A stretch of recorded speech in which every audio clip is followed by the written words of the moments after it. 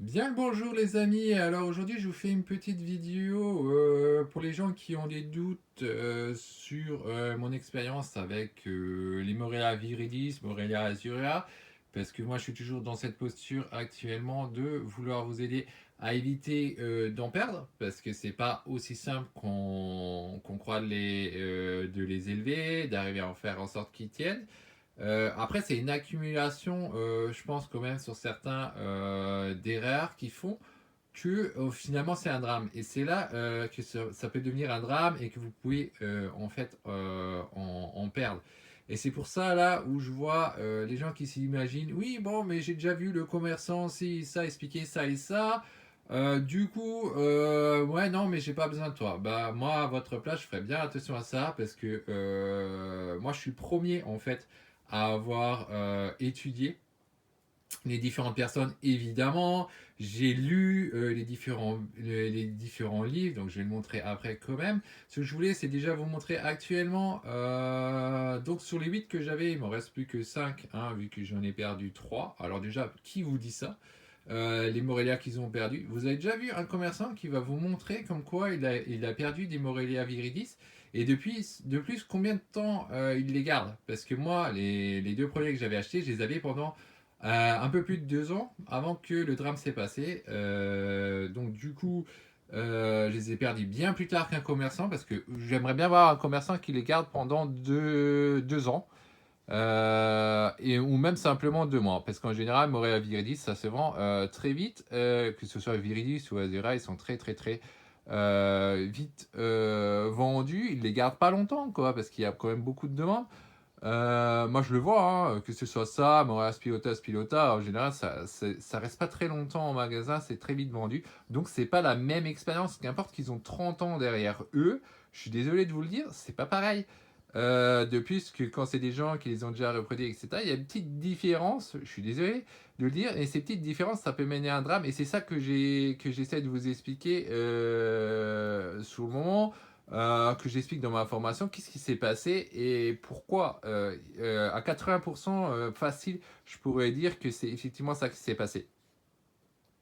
Depuis, je vous signale qu'il y en a un qui venait tous de magasin. Et donc, quand tu en as un que tu reçois et qui ne mange pas, et vous allez chercher, mais pourquoi il ne mange pas, hein? Parce que moi, les deux derniers que j'avais achetés, des Morelia Sorong, et il ne mangeait pas. Donc, maintenant, il y en a un, j'ai sauvé. C'est celui-là qui se trouve ici, là.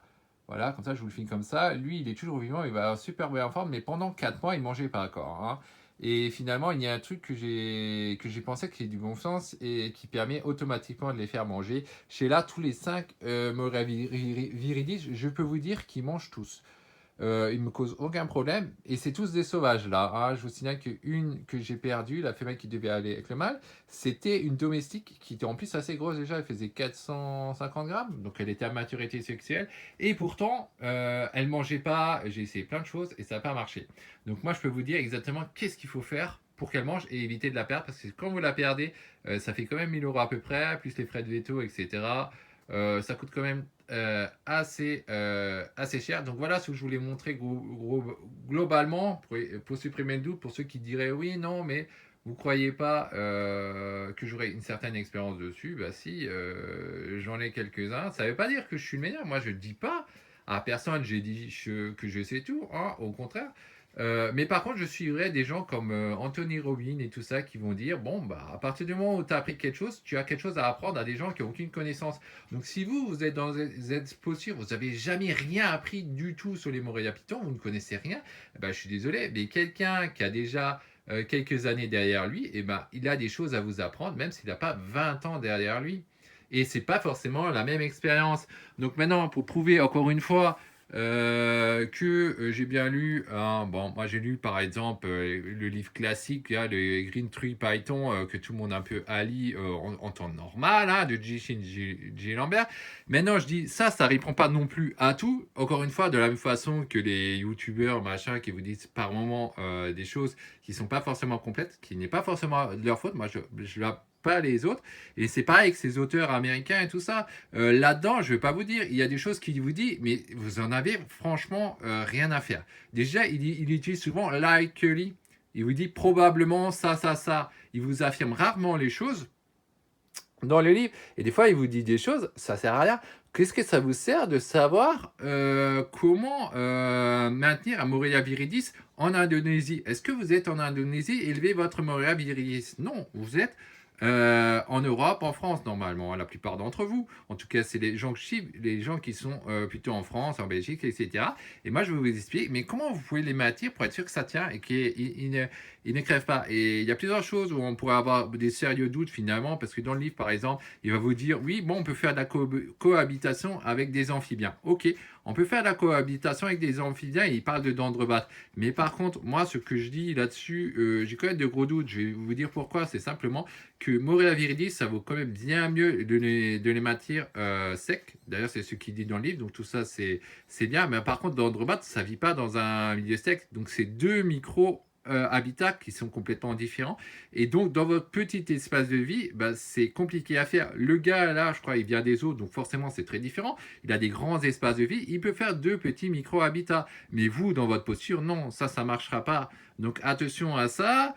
Il a aussi dit autre chose, comme quoi, donc maturité sexuelle à 450 grammes. Et il a dit clairement, ça par contre, il a dit clairement qu'il ne faut pas que les femelles font 1 kg et plus, hein, que c'est pas bon. Maintenant, moi j'ai vu cette année en 2024 une personne qui a prouvé, entre guillemets, je dis l'inverse, parce que je voudrais voir ce que ça donne sur le long terme. Mais voilà, là-dedans, ça dit non, il ne faut pas faire des Moria viridis d'1 kg, mais plutôt, hein, donc, matière sexuelle à 450 grammes. Donc, attendre que votre femelle à 500 grammes, 550 grammes, ce serait à partir de là qu'on pourrait se dire, tiens, on peut mettre le mâle avec. Hein. Maintenant, comme dit, j'ai vu un gars qui a montré l'inverse. Il a eu, je crois, une vingtaine de jeunes avec une patate d'1 kilo, quoi. Donc, du coup, on pourrait avoir des doutes sur tout ce qui est dit dans les livres. Moi, ce que je dis, je suis le premier à dire, vous, il faut que vous regardez les différentes choses, hein, que ce soit les différents bouquins des Américains qui existent, comme celui-ci, aussi les vidéos que vous pouvez trouver, les formations, qu'importe qu'elles sont gratuites ou pas. D'ailleurs, quand vous les payez, en général, vous retenez mieux les choses que quand vous les payez à bas prix. Surtout quand c'est un bouquin à 20 euros, c'est bien beau. Il y a aussi beaucoup de blabla dedans. Comme dit, ça sert à rien, c'est pour faire de la page, hein, ça ne va pas à l'essentiel. Hein. Mais c'est en payant 20 euros, vous retenez moins bien les choses. Pourquoi? Parce que vous n'avez pas vraiment dépensé de fonds dessus. Mais je vous conseille quand même forcément de lire le livre. Ce livre, je crois qu'il vaut 35 euros à peu près. Et il y a un tout nouveau livre que je n'ai pas encore lu, mais je voulais noter. Ce livre-là, alors comme ça, j'arrive même pas à vous le lire. Donc ça s'appelle Green Tree Python Aspect of their Manual. À peu près comme ça, je ne prononce pas super bien. Donc c'est du docteur Alissa Eric, c'est sorti le 11 août 2024. Donc je ne l'ai pas encore commandé personnellement, mais bon, je vais le faire. Je vais le lire parce que je trouve c'est intéressant. En plus, ça, si vous comprenez bien, très bien, donc l'anglais, je suppose, hein, ça dit bien manuel du propriétaire, comme un mot de compagnie, le Python vert, quoi, en grosso modo. Donc c'est forcément un livre qui va vous intéresser si vous voulez maintenir du Python vert, et donc moi le premier, donc moi je vais lire ça, je suis intéressé par voir ça, mais par contre le truc qui va me plaire le plus, c'est quand même l'expérience. L'expérience des autres. Là, je ne sais pas ce qu'il en est de cette personne, je n'ai pas encore lu le bouquin, est-ce qu'elle a vraiment une expérience ou elle blabote plein de choses. Donc c'est à voir. En tout cas, moi j'ai mon propre expérience et je vous invite vraiment à je vous invite vraiment à suivre la formation que je vais vous proposer. Parce que c'est clair et net, je peux vous garantir à 100% que vous allez économiser de l'argent, que vous allez réduire le risque, vous allez avoir moins de pertes de pitons. Parce que chaque fois que vous en perdez un, forcément ça fait mal au cœur parce que vous avez fait une liaison avec, hein, c'est comme votre chien, votre chat. Mais aussi, voilà, financièrement, c'est quand même un petit coup déjà, c'est quand même pas si bas que ça, c'est quand même moyenne de 1000 euros à chaque fois. Donc moi, je vous invite vraiment à lire autant les différents bouquins qui existent que de suivre ma formation. Mais tout ça, c'est à vous de voir. Ma formation, vous la trouvez donc en lien. Les deux bouquins, je vais aussi vous donner les liens en bas. Bon, après, les bouquins, pour moi, ça joue pas grand-chose. Hein. C'est pas l'affiliation de livres là pour avoir les quelques scènes qui vont changer quelque chose, qui vont m'aider sur la conservation. Il faut savoir que quand vous achetez ma formation, par contre, ça aide par contre vraiment. Ça me permet d'évoluer en même temps sur la conservation des animaux. Donc en même temps, vous faites une bonne action. Mais tout ça, c'est vous qui allez voir si vous voulez suivre ou pas. Je vous invite donc vraiment, vraiment à bien étudier, à suivre les formations qui existent. Hein. Vous n'êtes pas obligé de suivre la même. Si vous vraiment ne voulez pas me faire confiance, bah, j'y peux rien. Hein. Moi, je ne peux pas faire beaucoup mieux. Là, je vous ai montré que si.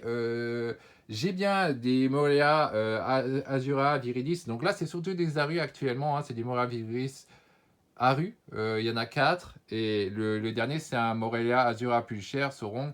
C'est celui-là que j'ai pas perdu parce que j'ai perdu, comme dit, 4 Moréa plus cher de la hockey Sorong suite à. Bon, il y en a un, je sais pas du tout qu'est-ce qui s'est passé. Je pense que c'est vraiment un total manque de chance. Une femelle c'est lié parce qu'elle mangeait pas et que moi vu que j'avais eu une formation physique des personnes compétentes, hein, très connues, donc il faut arrêter de dire que ces gens là sont infuse, ils ont beaucoup de connaissances, mais par contre ceux qui disent forcément il y a des petits détails qui veulent changer dans certaines situations, je regrette, il faut faire cette chose là. Même s'ils vous disent qu'il ne faut pas le faire, moi, ma posture actuellement, j'ai dit il faut le faire. C'est ce que j'ai fait avec ce petit mâle. Je l'ai sauvé comme ça parce que ça faisait 4 mois qu'il ne mangeait pas. Je suis allé à l'encontre de ce que disait la formation. Et puis, du coup, je l'ai sauvé. Donc, et donc, après, j'ai aussi perdu une autre femelle qui a une stomatique qui est liée à ce que j'avais entendu. J'ai entendu des choses, j'ai testé des choses, mais là, je pense que c'est aussi une addition de choses qui était mauvaise qui a fait ça, donc l'auteur peut pas le savoir parce que lui il n'a pas fait tout à fait la même chose que moi, et cette accumulation de petites différences a fait que la femelle s'est mangée une stomatique et elle est morte malgré les 3 piqûres sur les vétérinaires et tout, il n'y avait pas moyen de la sauver. Voilà, et moi je peux vous dire exactement, mais voilà, qu'est-ce qu'il en est, et comme ça vous réduisez les risques d'au moins 80% que ça vous arrive, hein. Parce que c'est quasiment sûr que c'était ça, mais pas 100% sûr, hein. Le veto n'a pas pu me confirmer, mais il m'a dit c'est bien les changements que j'ai fait, évidemment. Et donc moi je peux vous expliquer exactement ça et vous réduire les risques que vous en perdez. Donc voilà, c'est vous qui voyez, hein. Si vous voulez uniquement lire les livres et que vous pensez qu'il n'y a que l'expérience américaine qui est bien, lisez les livres, vous avez les liens donc en description. Sinon, voilà, si vous voulez suivre ma formation, pareil, vous avez le lien en description. Vous pouvez l'apprendre. Moi, je vous invite vraiment à l'apprendre parce que c'est garanti que vous allez économiser au niveau du matériel, que vous allez moins de risques de perdre vos Morelia viridis, Azura, etc. Mais bon, maintenant, c'est à vous de voir. Moi, je vous fais que vous parler de mon expérience. Ça vous réduit un peu les risques d'avoir un problème. Maintenant, si vous pensez que vous faites du jeu de votre propre expérience, que vous n'allez pas en perdre, vous n'allez pas faire d'erreur de matériel, ben moi j'en doute vraiment très fort, hein. Ça c'est certain, vous allez faire des erreurs, vous allez perdre plus d'argent que si vous aurez suivi ma formation. Donc à vous de voir, hein. Sur ce, moi je pense qu'on va se quitter. Alors un petit truc que j'ai pas dans ma formation, je vous donne gratuit, que j'ai remarqué qui est assez marrant, c'est que là, il y a une différence assez sympa entre. Donc là je vous parle de nouveau toujours de mon expérience. Chez les Moria Azura plus chers de la localité Sorond, vous ne les verrez jamais bouger la journée. Hein, vous pouvez changer l'eau et tout, ils ne bougent pas. Jamais. Par contre, là sur les Moria Viridis Aru, si vous avez bien remarqué, avant sur la vidéo, il y avait ici, celle-ci, qui tirait la langue, qui bougeait un peu. Ça, vous ne le voyez jamais chez les Moria Azura plus chers, ils sont vraiment fixes, ils ne bougeront pas. Mais par contre, chez les Morelia viridis de la localité Aru, par contre, là, c'est différent, hein. Là, vous pouvez voir qu'ils bougent par moment et vous pouvez carrément. Vous avez quand même un risque, grosso modo, de vous faire mordre selon les cas quand ils ne vous connaissent pas, notamment au début. Quand vous essayez de changer l'eau, hein, parce que c'est déjà arrivé de voir qu'ils attaquent. Mais voilà, ils cherchent à se protéger, hein. Les animaux, ce qu'ils veulent, c'est être en sécurité. Et ça, j'ai jamais vu avec un Morea Azura sur les 4 que j'avais, les 4 spéciales. Alors certains vont me dire, ouais, mais c'est que 4 spéciales. Oui, c'est que 4 spéciales, mais c'est mieux que 0. C'est pas parce que j'en avais pas une trentaine, une quarantaine ou je sais pas quoi, que c'est pas de l'expérience acquise. Et quand vous ne pouvez pas voir déjà un début de différence et avoir une petite expérience qui peut être racontée, même c'est évidemment le gars qui pourrait faire ça avec 100 exemplaires, 100 individus différents, c'est différent, mais aussi il faut voir sur le long terme combien de temps il les garde. Les commerçants, je suis désolé de vous le dire, ils en ont peut-être eu 300, 500 ou 1000 passés entre leurs mains, mais ils les gardent à peine quelques semaines. Après, ils sont vendus, ça part très vite, ces animaux-là. Ils ne les gardent pas longtemps, donc c'est pas la même expérience. Donc voilà, à vous de voir, quoi. Si vous voulez la formation, vous la trouvez en lien, mais sinon, voilà, tant pis pour vous, hein. Vous allez faire votre expérience, vous allez vous planter, et moi, je peux rien faire d'autre pour vous, hein. Je vous l'ai proposé. Sur ce, bye bye.